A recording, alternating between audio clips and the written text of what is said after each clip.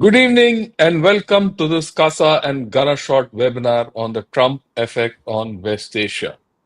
As I speak, this webinar is being attended by all those who are on Ghana short, as also on P Guru's channel. And good evening and a welcome to everyone who's watching this. Right. With me, I have a very erudite panel who we met together exactly a year and a half back. It's the same panel back on Ghana short to talk about this almost the same subject. First, let me welcome everyone. Right. As you see, clockwise, I have with me General Gautam Murthy, Professor Michael Rubin, who's joining us all the way from USA, and Ambassador Tribunite. Uh, General Hasnain will join us shortly. Right. To let the, you know, put the foundation of what we're going to talk of and how we're going to go ahead. We all know. And as Mr. Trump was getting into his presidency, he laid out a diktat and he said, look, stop this Gaza war. And, he gave out his Trump plan on Gaza and convert it into a Rivera of kinds. Well, certain things worked, certain things didn't work. And ever since then, the past 2 months, the Middle East and West Asia have morphed and new issues have come up. If you count Syria, was in the throes of a problem, has not got out of it. In fact, I think the divisions there have sharpened and it is heading nowhere. Turkey is in a issue, right, with the politics and what we know. And if Turkey goes belly up, a lot of problems there in complete West Asia. Iran and USA have come back to trading at least verbal barbs that we're going to, bomb each other and all that. The nuclear issue and things like that. The Iran issue has resurfaced. The Houthis have resurfaced, and USA has been carrying out extensive bombing of Houthi targets. How effective it is a question mark. The Hezbollah has been quiet. Lebanon has been quiet, to put it across. But Gaza, there's a revival. There's a revival of sorts, which one doesn't understand actually what's going on. Is Hamas in control of Gaza, or is there a popular view within Gaza that Hamas shouldn't be there? And there's some deal making going on and all that, but fighting has started. They've come to some kind of an agreement which keeps getting violated daily. Overall, the West Asian crisis has lurched from one corner to another corner for a different kind of a kickoff. And to decode all this, I have this great panel who know more about West Asia than me, right? And to set the ball rolling, I'd request General Gautam Murthy, who's founder of CASA. Sir, your few words and then we'll take on. All yours. Thank you very much, General Shankar. Good evening, good morning to my fellow panelists, and greetings to all your viewers. Firstly, I'd like to start with a small correction. General Shankar says that on this panel we know more than him. I take that with a bag full of salt because General Shankar is an authority on geopolitics, on everything else, and all you viewers of Casa and Gunner Shot would know about it. He has very deep interests and is continuously updating himself on this. But okay, back to this important subject, and my fellow panelists, as General Shankar has mentioned, we were all together discussing the Israel-Hamas war about a year and a half ago. But we have been also following what happened during Trump's first term and his second term. What are the key differences? I'd like to speak on this a little. General Shankar mentioned the approach to Iran. If you recollect that Trump withdrew from the 2015 Iran nuclear deal, JCPOA, and he imposed over 1,500 sanctions targeting Iran's economy and its regional influence. And viewers would recollect that he ordered and then accepted that the US has assassinated, he used the word, we took out the Iranian general Qasem Soleimani, who was planning attacks on US servicemen and everybody else. Now, in the second term, he's maintaining a tough stance on Iran, but he's looking to negotiating a new deal also. Although there has been verbal barbs, as General Shankar has correctly mentioned, but I think somewhere he is looking to achieve a breakthrough in the US-Iran relations. Although what is happening behind the scenes, one really doesn't know. Now, insofar as the progress on his views on the Israel-Palestine conflict, in his first term, if you recollect his 2020 plan, Trump's Peace to Prosperity plan, it emphasized a two-state solution, proposing an independent Palestinian state with economic incentives, including 50 billion in investments. While he recognized Israel's sovereignty over the West Bank settlements, but Jerusalem, he shifted the US embassy there and said that it will continue to remain Israel's undivided capital. Now, he had also proposed a Palestinian capital in East Jerusalem. But fast forward to 2025, as General Shankar mentioned, radical proposal. He's suggesting US ownership of the territory to develop into the Riviera of the Middle East.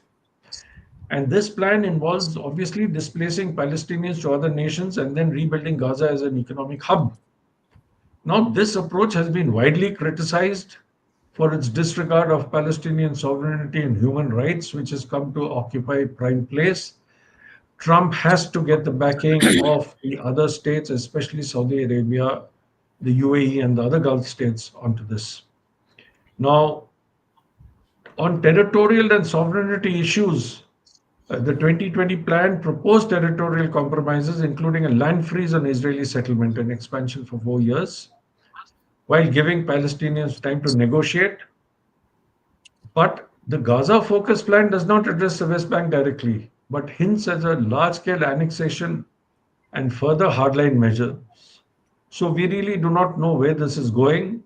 Now there is talk of a ceasefire. What happens, we don't know. In the 2020 plan, he explicitly said that no Israelis or Palestinians would be uprooted from their homes. He emphasized stability in the existing settlements. But in the new Gaza plan, he advocates for relocating Palestinians out of Gaza and he calls it a humanitarian effort. So we'll have to see how this goes. As far as the economic vision for Palestinian and the two-state solution that he was talking about creating jobs in infrastructure. But now the shift is entirely to transforming Gaza into an international economic zone under US control. So in effect, the broader Palestinian statehood aspirations has been either sidelined or it's just been brushed aside. The 2020 plan itself was rejected by Palestinians and it was criticized internationally for being heavily skewed towards Israeli interests. Though it sought to maintain some kind of a bilateral semblance of negotiation. But the redevelopment proposal has been met with outright rejection by Arab leaders. Now, in 2020, the Abraham Accords were the cornerstone of his achievement. He did foster normalization between Israel and several states, UAE and Bahrain. But these agreements aim to isolate Iran and bolster regional cooperation. But in the second term, Trump is prioritizing a tripartite deal involving Saudi, Israeli, and Palestinians. Uh, how this is going to play out, again, I'd leave to Professor Rubin and Ambassador Trigunait to speak on. As far as counterterrorism is concerned, he had ordered airstrikes in Syria. Now he's ordered airstrikes in Yemen. And hard security interests remain central to the US. But we see him being distracted also by Russia and China. So how much focus and energy he can devote on the Middle East or West Asia remains to be seen. Now, as far as the economic and energy relations are concerned, he emphasized arms sale to Gulf countries like Saudi Arabia and strengthening of ties. And now he has expanded to deepen economic and technological partnership with the Gulf Cooperation Council, while he is trying to leverage these ties to counter China's growing influence. Now, in his first term, there's, between what he did and then Biden when he took over, obviously the regional conflicts sort of started spiraling out of control. But now his second term, we are looking at some kind of peace being achieved. So, despite all these differences and his pro Israeli stand, he is looking to contain Iran's regional influence, and he's looking as a businessman to trade, commerce, and economic ties. So, with obviously all that can happen only with peace. I leave it to my other co panelists to further expound on this. That's all I have to say for now. Thank you, General Shankar. Thanks a lot, sir. I think you made one important thing. There's a big difference between Trump 1.0 and 2.0. There's a switch, right? And that switch indicated that Trump was a man in a hurry with a magic wand. And I think that magic wand is not fully working in, in Middle East. I mean, and the West Asian crisis, which it is. There's something which has not been solved for the past 75 years, won't be solved in 7 days or 7 months also. So we'll see how it goes. It has assumed new complexities, which you have highlighted, and whether Trump will succeed or not is the question mark. So now I'll invite Professor Michael Rubin.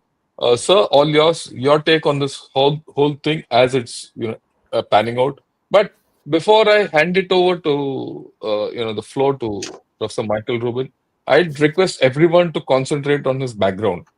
He's got a whole lot of bad bad guys around there who are his targets, right? I think he's put all of them up so that whenever he talks, everyone knows this, where he's looking at and what is he aiming for in a larger, what's there in the back of his mind.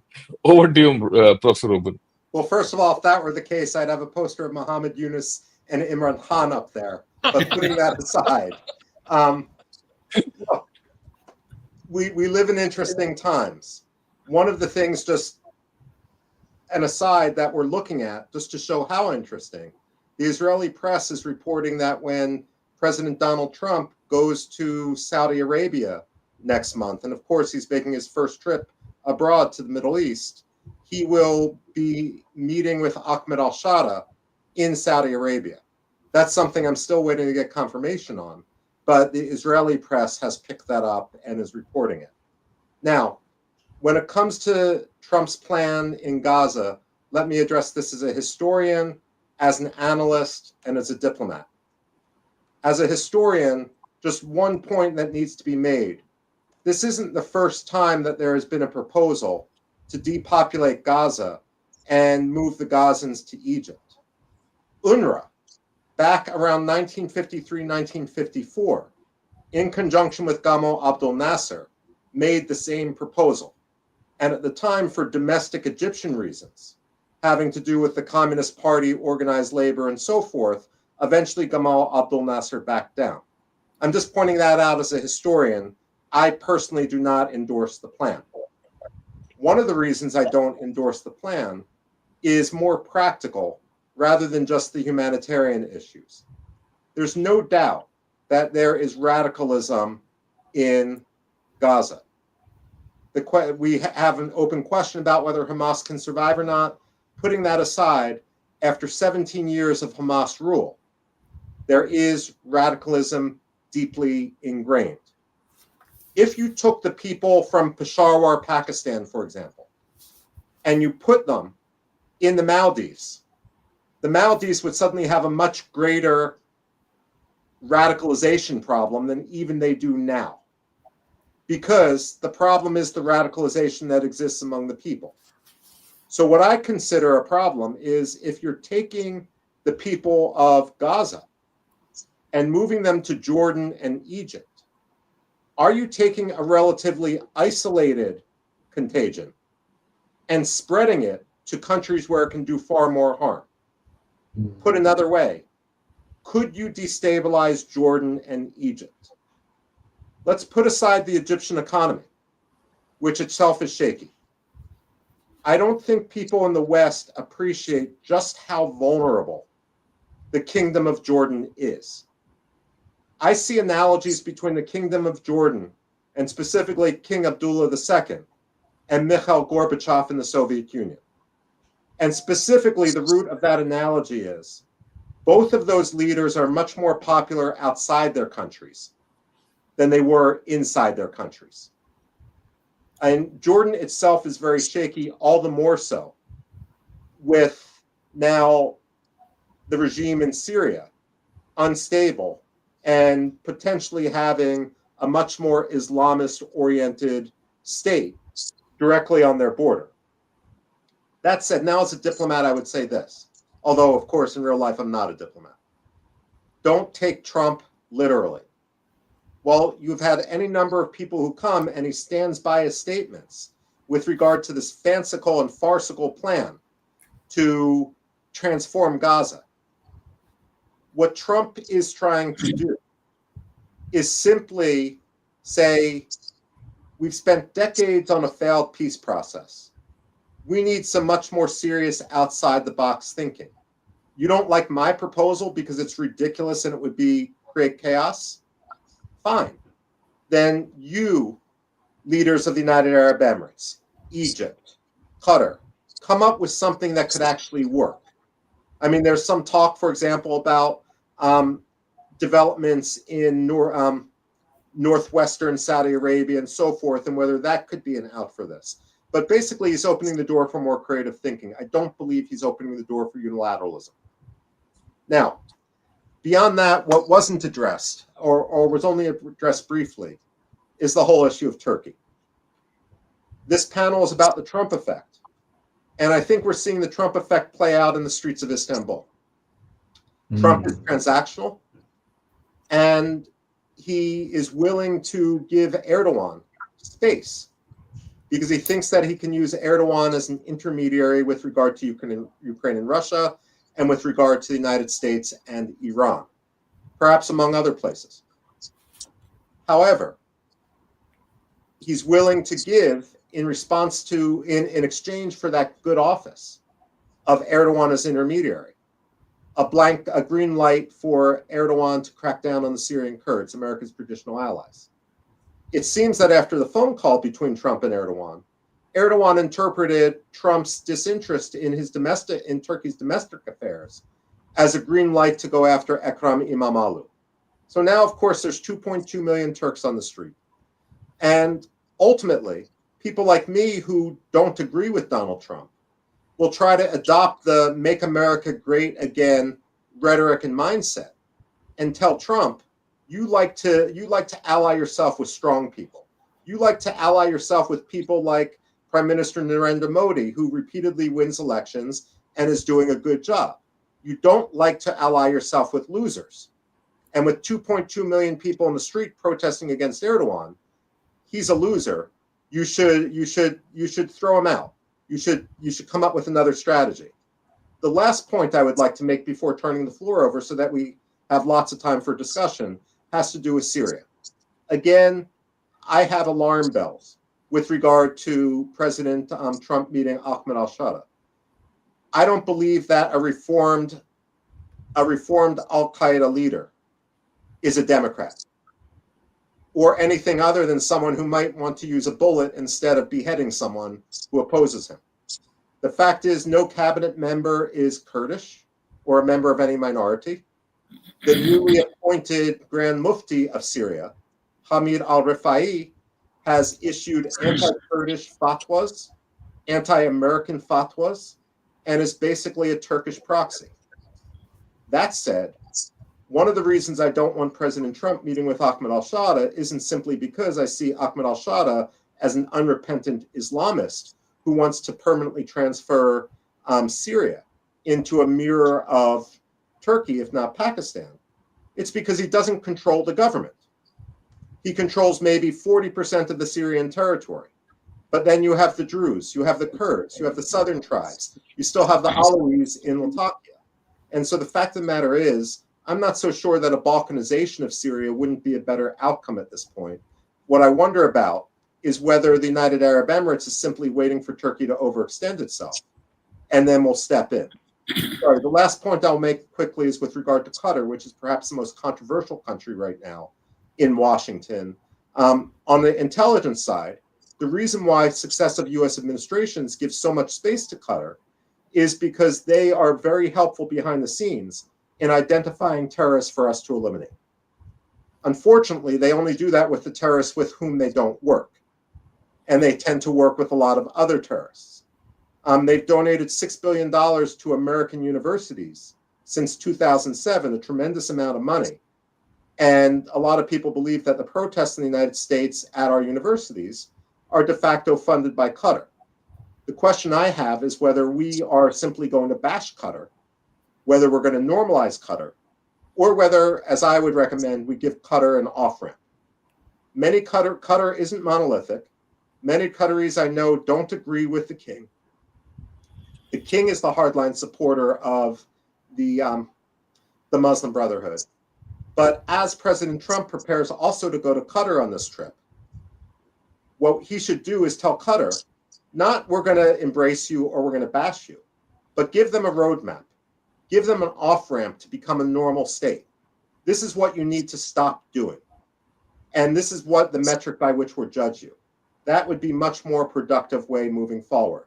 But until then, we live in Trump land and we just pick up pieces after the bull runs through the China shop. Over to you. Thanks a lot. We are living in Trump land and we're ready to pick up the ball as he rolls it. All the remnants of the ball, a lot of fielding to be done, and the IPL is on. Okay, but I think you put a few issues in focus, which I think worth mentioning. In Gaza, radicalization is the problem. And the important point is that you depopulate Gaza and repopulate some other place, you destabilize that place. And you rightly said Jordan, I think, is one of the most vulnerable states there because it has gone through this kind of radicalization earlier also when Palestinians were accommodated there. And now with Syria, the way it is destabilized as it is, I think sending so many people who are fully radicalized is a bad option. And of course, I'll also put it that Egypt is also not a good option because Egypt itself is in a weak, spot. So how do you do this? Is there a better way of doing that is important. Syria. Syria with a reformed, Al-Qaeda person who's not a Democrat is not a good idea at all for anyone. The old saying was if you want war, you went to Egypt.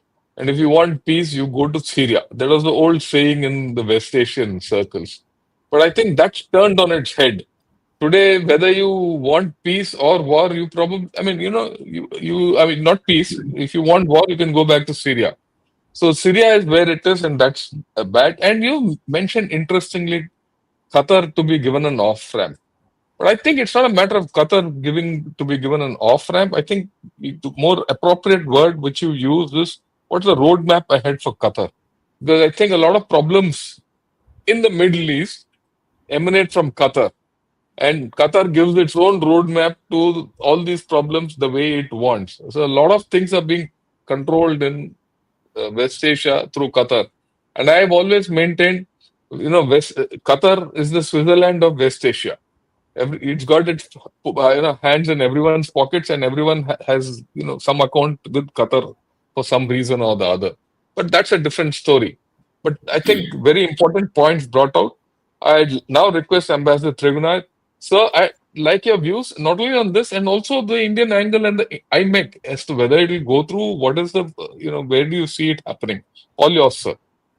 Thank you, sir. And it's fascinating to listen to all of you. And General Murthy very succinctly put everything together. And Professor Rubin, a dear friend, also has put, as expected, the way the things are playing out, despite him not agreeing with everything Trump does. Well, one thing is for sure that Trump is a disruptionist. He has been in the first term and he's in the second term. In the first term, every country was looking for why is he doing what is he doing, although he was stopped in his tracks by the deep state in the United States. So this time he started off by defanging the deep state. That has been his one thing. And now he is in full force. So mostly everyone knows what is Trump going to do. He is no longer unpredictable in my view. And if anybody thinks that he's doing something new, which he has not said, I think that is probably being very naive, to say the least. This time, also, he is talking about. I was in Denmark recently and I saw what happened to Greenland. He thinks and he behaves, as I said this morning also again, that he is become like a samdarshi, as we call in our Hindi or Sanskrit language, that he looks at his friends, his enemies, and frenemies with the same affection, and which has been quite easily was witnessed today when he imposed those tariffs. In the same sentence, he will call you a great friend and give you a pat. On the other, he give you a punch. So that's quite like him now. He understands how to play power game while proclaiming that he is against any war. And I have always said that if that is what is his intent, that's a very good thing. So his effort to stop the Russia-Ukraine war, or his effort to, which he had succeeded to a great extent, maybe it was just, in my view, probably to please him or satisfy him that Netanyahu agreed for the ceasefire on 19th of January, and for which he was rewarded immediately by being called to Washington, D.C. and to White House. Today, as far as Israel-Hamas war is concerned, Netanyahu has complete support from him. And you have seen this morning, the first news that came out was in response to the tariffs that everybody is getting. Before these were announced, Netanyahu cancelled all tariffs on all US goods. So there is no question of imposition. So he knows that all his butter lies in Washington, D.C. And so he totally depends. On the other hand, in this particular time, the resumption of violence and all that, what is happening in Gaza, or West Bank for that matter, the kind of people he has posted or appointed, whether it's an ambassador, whether it's Steve Witkoff, whether Mike Waltz, all of them are extremely pro-Israel. So therefore, the solution of the Palestinian issue is very unlikely, and Netanyahu is basking in that glory and is trying to clean it up. And actually, what President Trump suddenly, while he was talking to Netanyahu in DC, mentioned about Gaza, turning it into a Rivera, is clearly what his son-in-law Jared Kushner had last time said. And this is what basically the hope of Netanyahu is, to get it back. There are different reasons, whether Ben Gurion Canal or whether it is developing into some kind of a barrier against the Egyptians or whatever it is. But there is no solution now today of one state, two state, or something like that that's on the horizon at this moment.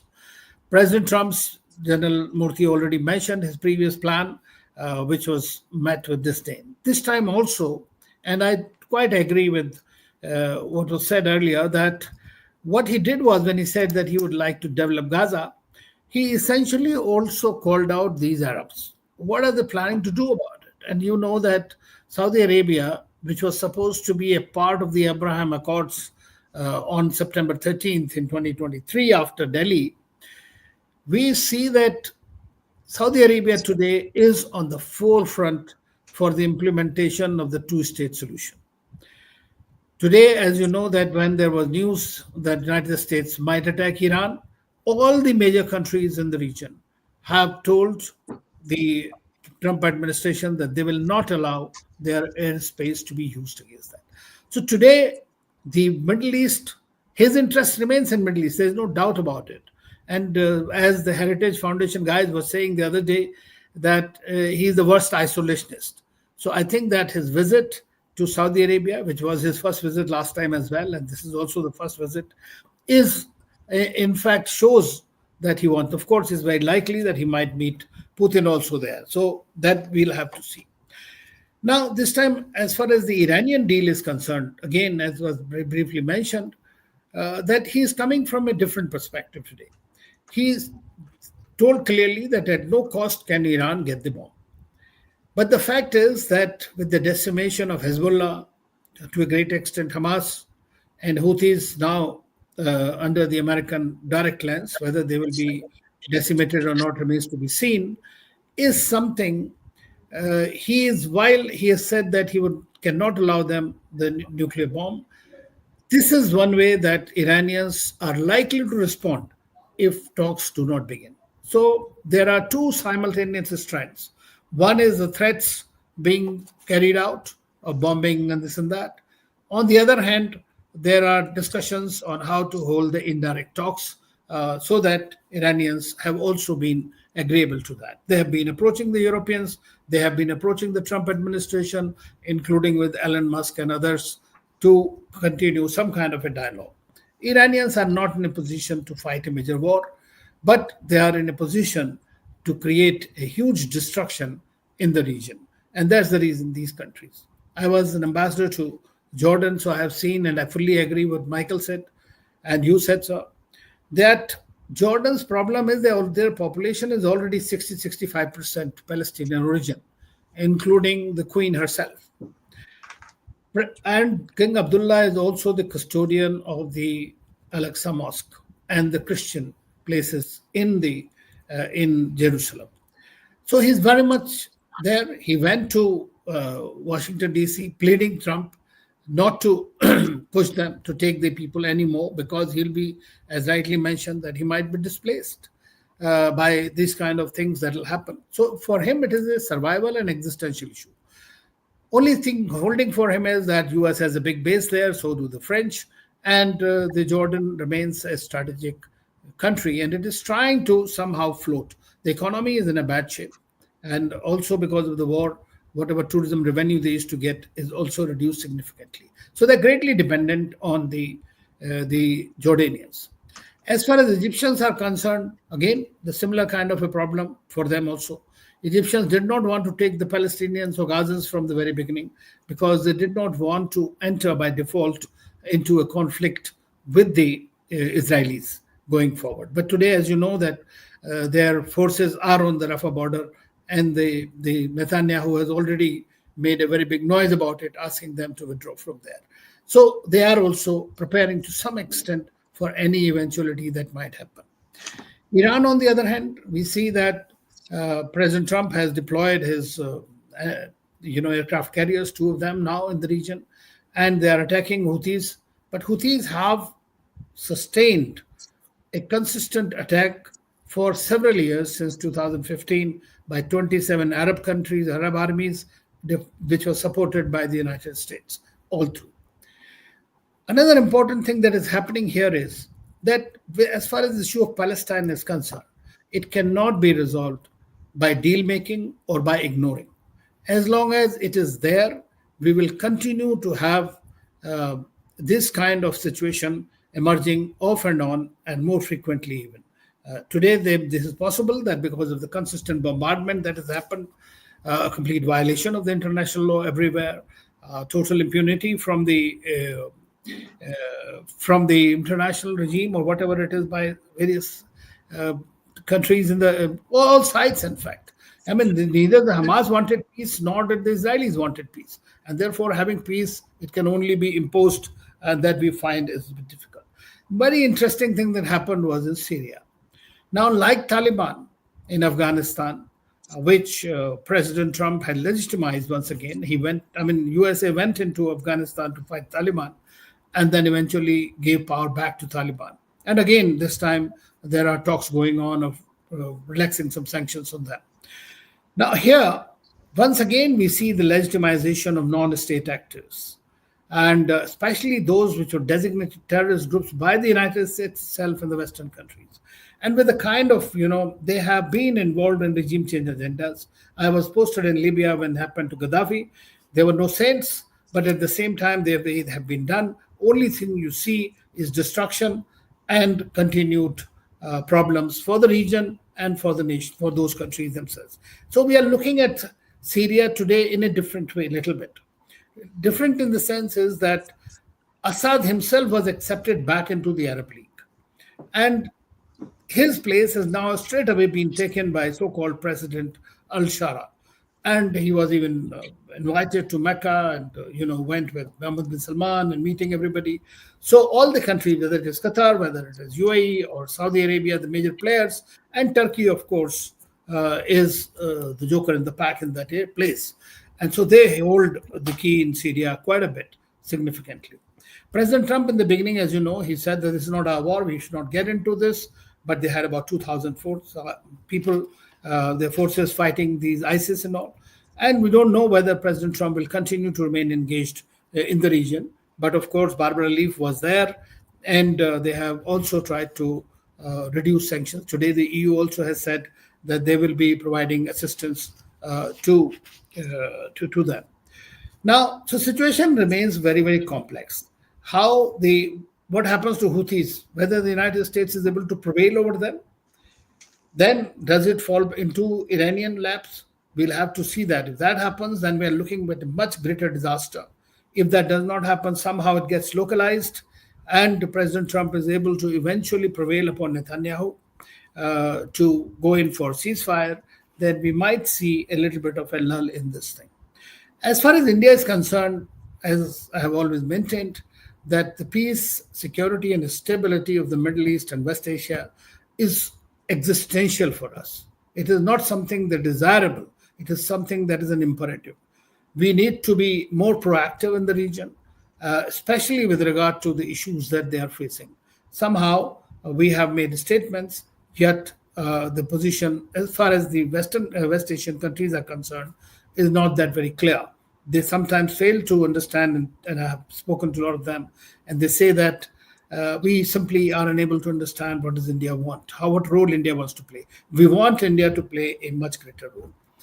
Well, I2U2 is progressing reasonably well, because in this whole conflict between Israel and Hamas, the Abraham Accord has broadly remained intact. And UAE did not recall its ambassador from Israel, and even the visits of the president and others continued to happen in between the two. So from our perspective, this is going on. As far as IMEC is concerned, there is a great desire on the part of all the actors or partners for it to go. USA is a far off partner in this case, but the Europeans are very much interested. And they are really putting in some money, as well as coming out with proposals, be it Italy, be it Greece, be it France. All of them have pointed their envoys also dealing with the IMEC corridor. India's part, India and UAE are continuing to go in a full steam, basically, in operationalizing whatever is our part of the deal. Is already there were a lot of infrastructure, but the rest of the things, be it development of the ports, be it the connectivity and everything, India and UAE are going ahead full steam on that. The Saudi Arabia and UAE would also probably move on. Then we have certain railway lines in Jordan and other places that will also work out.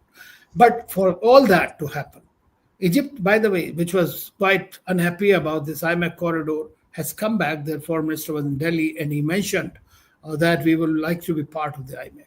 So that is a good thing. Turkey was unhappy about it also.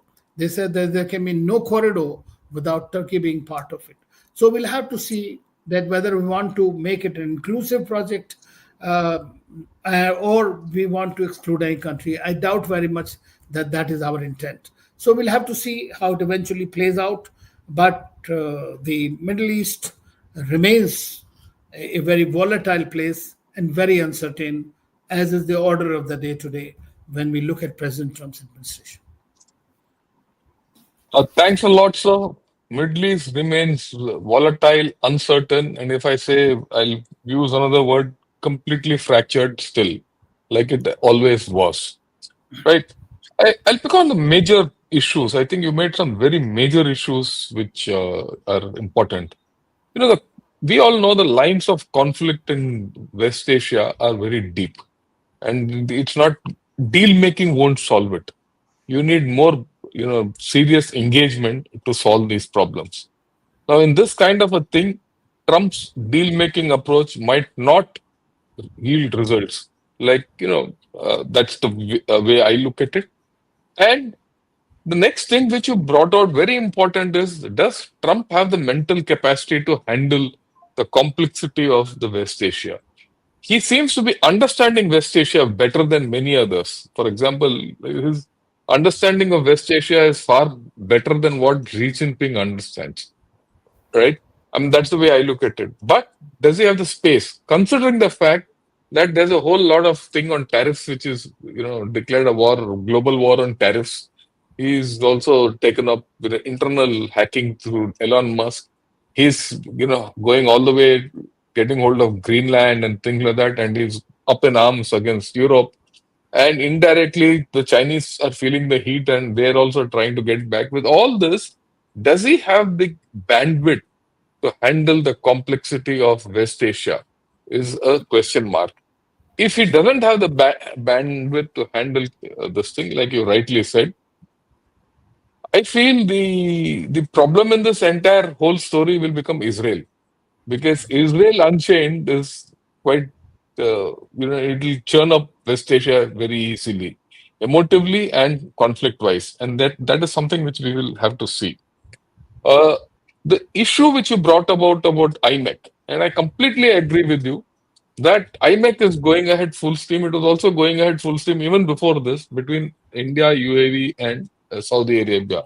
And we probably, the three countries, realized the importance of it for mutual purposes. Extending it to Europe is a matter of detail. And once, pushing it through Haifa will only happen when something, some kind of sanity prevails between the Palestinians and Israel. It'll happen in some point of time, but till then it's going ahead. But herein, which you brought out, India needs to do something more proactive, because India has the bandwidth to do many things. It has also the cards to handle many things. Because one factor which India has in the West Asia, I feel, is trust from all sides. Whether it's the Iranians, whether it is the Palestinians, whether it is the Egyptians, or for that matter, Saudis, they trust India. And this trust is something we are not cashing in. And like you said, this area for us is, it's existential in nature. And for most of our audience who don't understand, it's just not oil; it's also fertilizers. And agriculture being what it is, a lot of our fortunes in global issues depends on agriculture, which depends rests on fertilizer, which comes from this area only. So we have a lot of things at stake. And if we are to become a regional power, my view is that we need to be a little more proactive in this area. But I'll get back to this a little later, because this is a question I have for you. What should we do to be more proactive and, further our interests? Right. I'll get back to General Gautam Murthy. So I have thrown a red herring of Israel. So how, like Israel being left alone and giving 100% backing has its own issues. How do you see this playing out, considering the fact that Trump is backing Israel to the hilt and is given a virtual carte blanche to Israel and Netanyahu? Thank you, General Shankar. At the outset, I'd like to say that Israel has a one point very clear agenda as far as Gaza is concerned, and that is Hamas out of the administration, out of power. They want to get their hostages back. They will get their hostages back, dead or alive. But Hamas, and you've recently seen targeting of one Hamas leader, and it's been going on in an apartment building, and they take out 60 civilians, women, children included. Israel is absolutely clear on this. The rest of them, as far as Israel is concerned, is collateral damage. They keep warning the civilians to move out, but where do the poor civilians go? They're being held at gunpoint on the one hand by Hamas. And after a long time, I think this is the first time we saw major anti Hamas demonstrations in Gaza. Very major demonstrations. It wasn't on. And the few Hamas leaders who are left, Israel is getting at them. There is no two ways about it. That being so, uh, carte blanche, I mean, how much more destruction? Even without the carte blanche, there was nothing holding Israel back, even during Biden's administration. how much could Biden rein Israel in? Israel has got all the Hamas leaders, well, rather, out of, I think, the Council of 15, they've got, what about 11 or 12? I think Professor Rubin will be able to speak more on that. But they are very, very keen that peace returns to Gaza because do not forget, Israelis also want peace and they want their economy to grow stronger. An old demand of theirs came up during the last few months, the last few years of the Ben Gurion Canal connecting the Red Sea and the Mediterranean. That has to go through the Gaza Strip as an alternate Suez Canal. And that was also talked about. It's there in at the back of their minds. It may be on the back burner today because nothing is happening and there is continuing war. But at some point in time, Israel with a carte blanche, all the other Arab nations are holding back. None of them are attacking Israel other than making statements from podiums. There is no one else taking up arms for the Palestinians against Israel. Israel already has a carte blanche. What more carte blanche does Israel need? Thanks a lot, sir. Yeah, so there are, I mean, you just uh, highlighted the complexity of the issue involved. So I personally feel that Israel, will not contribute to peace in this area, ultimately, the way it is going. And we're going to be living with this problem. Despite the fact that Israel is a good friend of ours or not, is not the issue. Israel Unchained is a problem for West Asia. But having said that, I'll now turn to Michael Rubin. Look, you mentioned something very interesting, Turkey.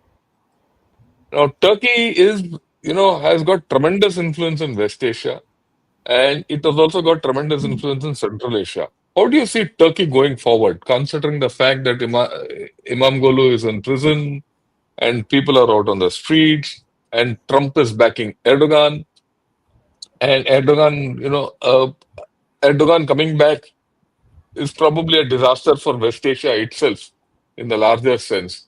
How do you see this panning out, and what are your prognosis about it? Uh, Professor Rubin, all yours.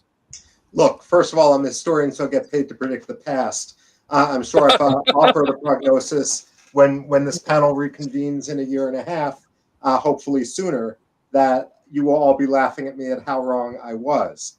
That said, No, that's not the issue. Look, many of us, when we talk, we could be wrong. That's not an no, I issue. know.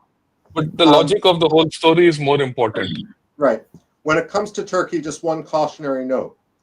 While Turkey amplifies its influence in various ways, it oftentimes exaggerates or misjudges its own influence.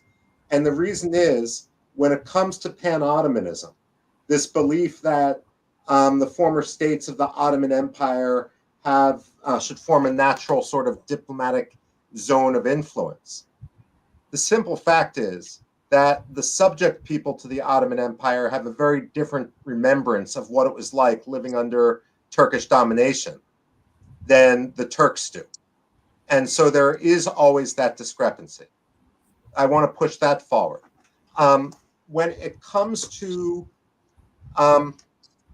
When it comes to Erdogan right now, look, I've written before in Turkish that every protester that's coming out onto the streets right now in Istanbul is as consequential to the future of Turkey as Mustafa Kemal Ataturk was. Because we really are at an inflection point, even though pundits always misuse that term inflection point. This time, I mean, it's clear. Either Turkey's going to become an autocratic dictatorship in which there's no check on Erdogan imposing his ideology, or we're going to have a revision, probably not to the status quo ante, but to something which the general peoples in the region can work with much more. The danger Turkey finds itself in right now is that it could soon find itself in a number of proxy wars. In Syria, for example, if the United Arab Emirates or Saudi Arabia decide to play a different game. We already see this to some extent in Libya. Look, it's the old myth of Icarus. You fly too close to the sun, you get burnt. And so But just to finish this one aspect of Turkey, I would say that if the radicalism which Saudi Arabia funded through the latter part of the 20th century really defined the trajectory of so much in the Middle East in the 20th century, what Turkey does with its radicalism is much the same case. It will define the state of radicalism in the 21st century. What I've been screaming at the top of my lungs in Washington, and look, I'm a hardliner when it comes to the Islamic Republic of Iran. I have a very different perspective, for example, than most within the Indian government. That said, I would find it deeply ironic and troubling if, as the threat of Iran winds down, just through natural attrition and so forth, that it's replaced and the United States and President Donald Trump hold the door open for Turkey-sponsored radicalism. I don't care Shia or Sunni. I don't care what flavor of radicalism. All flavors of radicalism are the problem. Now, before I turn the floor back over to Lieutenant General Schenker, I do want to just mention one bit of good news, and then I want to talk about Yemen. The good news is Iraq. As Israel and Iran entered a period of direct military confrontation with missiles going back and forth, stealth jets going back and forth, and so forth, the Houthis fired their weaponry. We've seen, of course, proxy wars with Hezbollah, with Hamas. Where is Asayib al-Haq? Where is Kataib Hezbollah? Where is Qais Khazali, one of the most influential figures in Iraq? And the fact of the matter is, the Iraqi prime minister, as weak as he is, Mohammed Shia al-Sudani, was able to pressure them to stand down, to not get drawn into this fight. That's some good news coming out of the region, that Iraq may be turning the corner on some of the Shia militias. When it comes to Yemen, that deserves a lot more talk. And I would argue that there's three things going on, three ways that we need to move forward with the Houthis right now. In terms of weaponry, you got to close Sana'a International Airport. You got to close the port of Hodeidah and redirect humanitarian aid to Aden and Mukalla, where the internationally recognized government is. And last but not least, and this involves both India and the United States, there's got to be a lot of diplomatic pressure on the Sultanate of Oman, through which most of the smuggling now occurs, as the Houthis try to seize the oil fields at Mada. Now, the other point here is that the United Nations cannot allow itself to be held hostage inside Yemen. The fact of the matter is the internationally recognized government is in Aden right now. And if the Houthis are taking UN workers hostage, as they are, there's absolutely no reason for the UN to base itself and be the hostages. It's actually undermining the international community. So I would say that perhaps out of the box, but there should be a lot more Indian and US cooperation in terms of South Yemen and the Southern Transitional Council, stopping short of independence, stopping short of formal separatism. Because one of my problems with American diplomats, sometimes with Indian diplomats, all the time with the United Nations, is that we tend to confuse who has power on the ground with the best laid intentions of what looks good in a boardroom. And the fact of the matter is, when it comes to Yemen, more than a decade into this conflict, the only people we should be working with are those who have power on the ground, rather than trying to revive Islah, the Muslim Brotherhood, Yemeni branch, and so forth like that. And that ties up with Turkey too, which supports them. So I turn the floor back over to you.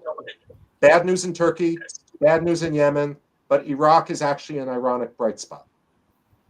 Yeah, thanks a lot. I think the way you explained Yemen is important because Yemen, I think, will hold the key to peace, from many perspectives. If we solve Yemen, a major jigsaw puzzle of the West Asia will get solved on its own.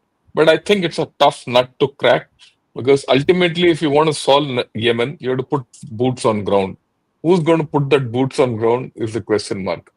Houthis won't, in my opinion, Houthis can't be taken out just by bombs and things like that. You have to take them out physically. Which country will do it is a big question mark. Diplomacy won't work, but that's a thing which we will see as it goes out. Right. Ambassador, sir, your views on what India can do. We've seen, the issues are many. One way of looking at it is if you look at it all together, you won't know which way to go, how to start and how to finish. But what are the pathways India can adopt to make itself, useful and relevant? That's one. The second thing I'd like you to, um, put across or rather dwell on is China. You see, China is absent in this region. After that deal which they had, Saudi Arabia brokered and Iran. between Iran and Saudi Arabia, China finds itself virtually left out of this region. Do you think it will come back and play a part here? And then, of course, what India is all yours, sir. So, firstly, I think on China, China is very much present there. Sir. China has been very well embedded in the region. They have their bases, they have developed all the major ports that they wanted, including all the way. The BRI is in, if it is working anywhere, it is in the Middle East. That is very properly. You have seen that because of the way the United States has been behaving in the last few years, and with its focus shifting a little more towards the Indo-Pacific, the Arab countries today mostly are also following something called strategic autonomy, which we hold very dear to us. And they have come up with this activist policy in which China is a very major player. And they keep holding their seminars, the meetings, Indo-China Middle East Forum, which was recently held, in which everybody who's consequential participated. And China remains there. Secondly, they also have their standing special envoys and who are participating. Now, their position has been quite clear, and that position is that they stand by the Arab peace plan. Whatever that peace plan is, 1967 borders, no change has been there. So they have realized that Israel will remain very close to the United States. It's a part of United States in a way extended into the Middle East, and therefore they can have limited interactions with them until and unless we have a global G2 kind of an affair that plays out. So I believe that they continue, but as you know, that they are not in the bargain. What they did achieve is still holding, and that is the rapprochement between Saudi Arabia and Iran. And that was very consequential. It was underplayed in India, but frankly, it was one of the most important things. Even today, they are still contributing to each other's security. You have seen the chief of staff visiting Tehran for the first time that happened. The national security advisors are meeting.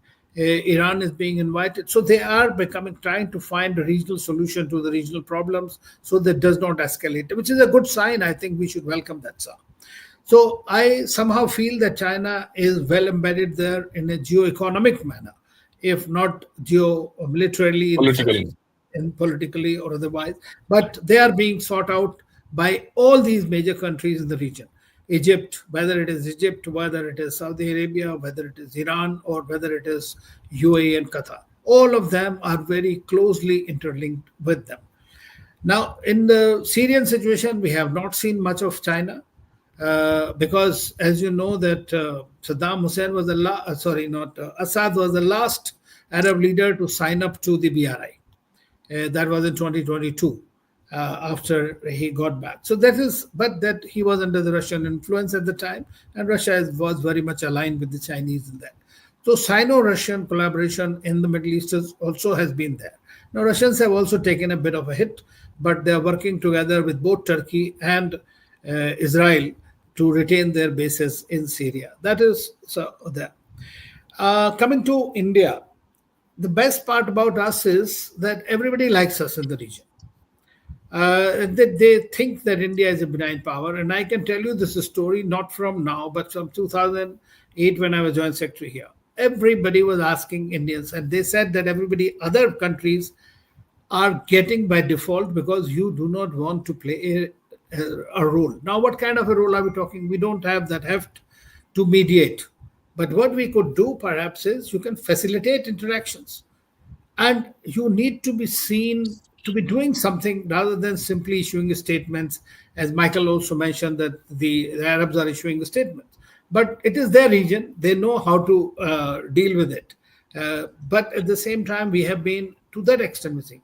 Until very recently, as you know, we were only believing in dehyphenation and bilateral relationship. That has been the context. So everything that we did with each country, but under the in the last 10 years or 12 years, or I would say from 2008 onwards, actually, the relationship has moved from transactional to truly strategic. And as I said, it's existential for because we still have about 9 million people who are sending you about 50, $60 billion a year, which is one tenth of our foreign exchange in that sense. So we need to be mindful of that also. And if the war breaks out, what happens to that? That escalation has been a very major issue. Now, it does not take much for you to do. I had written an article in the beginning when Israel-Hamas war broke out. I said this is a time that India should try to play, and even Saudi and Iran thing. Frankly, I mean, you could have played some role, like Omanis were doing, the Iraqis were doing it. Chinese only just took it and moved away with that. Finally, in the last stretch, here we have been somewhat absent. We do consult with our partners, whether it's Emiratis or others, but at the same time, action is not seen that you are there. Prime Minister Modi has spoken, of course, to A lot. Netanyahu. We even sent our NSA to tell him that. I think at one time NSA was also sent when there was too much of carpet bombing and civilian casualties were happening, that this would be somewhat unacceptable. At the same time, India stands with Israel 100% as far as terrorism is concerned. So even the Israelis trust India to a great extent. But in this war, basically, I mean, we all know for a fact that the only country that could have stopped the carnage is United States of America. Because by doing so, and I tell my Israeli friends that you are not creating a secure environment for you going forward by simple bombing. That's not going to work out. And it is going to continue to do that. So we need to have maybe special envoys. We could have sent a minister or a junior minister or somebody taking prime minister's letter to everybody who's there. We are providing assistance to Palestinians. We are working closely. Strategic partners are Israel, all the Arab countries. Everybody looks up to you. But we have started working. A good thing is in recent years through our sub-regional and regional cooperation. That has been something that has been missing in our approach towards the region. So I think that to begin with, we could have several people as sent to special envoys continue. I mean, it should not be only the visit of the prime minister or the foreign minister that should continue. There should be a regular dialogue. I mean, those of us who deal with the Arab countries for long, we understand the Arabs and the regional people prefer personal connect over formal connections. Yeah, thanks a lot. I think that's a very important point you made, that India needs to make use of its heft in this region.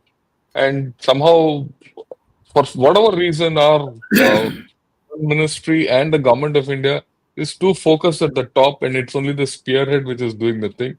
But behind the spearhead, there has to be arrow. And that body of the arrow at this point of time is missing in our diplomatic lexicon. Uh, I'll take one question only, and it's a very interesting question which has come, and that's to Professor Rubin. He says, Srinivas says, I heard Professor Michael Rubin stating that Bangladesh has the potential to become another Iran if mishandled. Is it that serious in Bangladesh? Yeah, I'll not give my views at this point of time. Michael, I will be interested in Mark will be interested in knowing why you felt that Bangladesh has the potential to become Iran, if you Um, have made that statement. okay, first of all, my article was asking whether it could become a second Afghanistan. But I did make an analogy to Iran between Muhammad Yunus and Abu Hassan Bani Sadr, because you may remember that when the Islamic Revolution happened in Iran, it wasn't just an Islamic revolution. It was also a leftist revolution, a student revolution that was just in opposition to the Shah. And so you had many secular faces, which Khomeini used as cover, only to then dispense them as he consolidated control after the fall of the secular regime under the Shah.